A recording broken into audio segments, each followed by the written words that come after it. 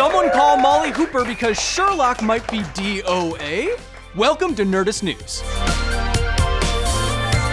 When Sherlock premiered all the way back in 2010, it was almost an instant hit. The combination of Stephen Moffat's crackling dialogue, Sir Arthur Conan Doyle's classic plotting, and Benedict Cumberbatch's dangerously perfect cheekbones made for a show that appealed to Sherlockians old and new alike. But after 7 years and a whopping 13 episodes, or more like movies, the public's admiration for the show has definitely waned. Starting with the second season, Sherlock was under criticism for over-the-top storylines, ridiculous plot holes, and character motivations that not even the world's greatest detective could decipher. And these complaints only seem to get worse with each passing season. But now that season 4 has come to a close with The Final Problem, an episode that most people seem to think also serves as the series finale, the question on all of our minds is, did Sherlock stick the landing? Did Stephen Moffat manage to overcome this series' stumbling blocks and deliver a swan song that hit all the right notes? According to the critics, the elementary answer, my dear Watson, is a big fat nah.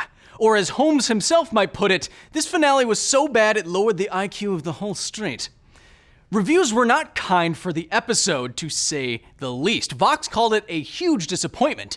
The Guardian said that the show has transformed into, quote, an annoying self-parody, and even Nerdist's very own Sherlock fanatic Kyle Anderson commented that, quote, The Final Problem might be the most apt title of all. The general consensus seems to be that, in its final hour, Sherlock took a hard turn away from everything that made the show work, opting to abandon any of Conan Doyle's storylines in favor of a plot that seemed like it was borrowed from one of the lesser Saw sequels.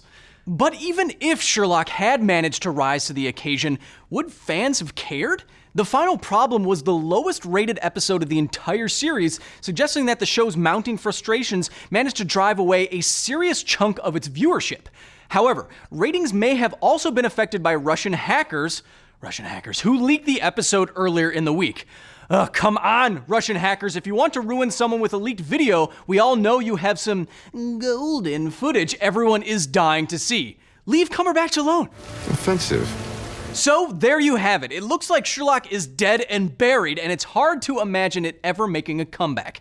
Especially now that Cumberbatch is the MCU's resident doctor on call. But as every good Sherlockian knows, Holmes has evaded certain doom on numerous occasions. So even with all the odds stacked against it, could Sherlock the show come back to life more sprightly and wickedly condescending than ever?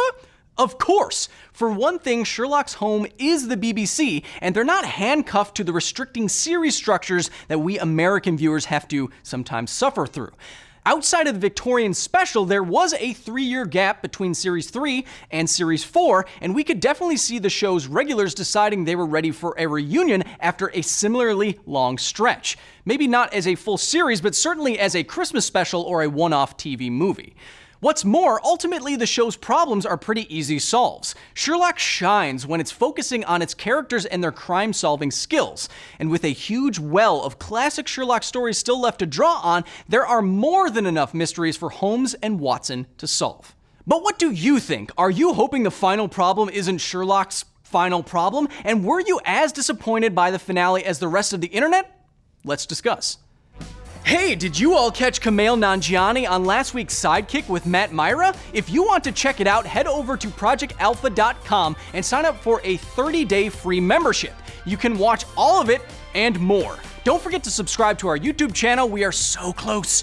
Ooh, so close to 2 million subs. It's not even funny. It's even a little bit tasty. Let's make it happen. For everything else, head over to Nerdist.com. Yeah.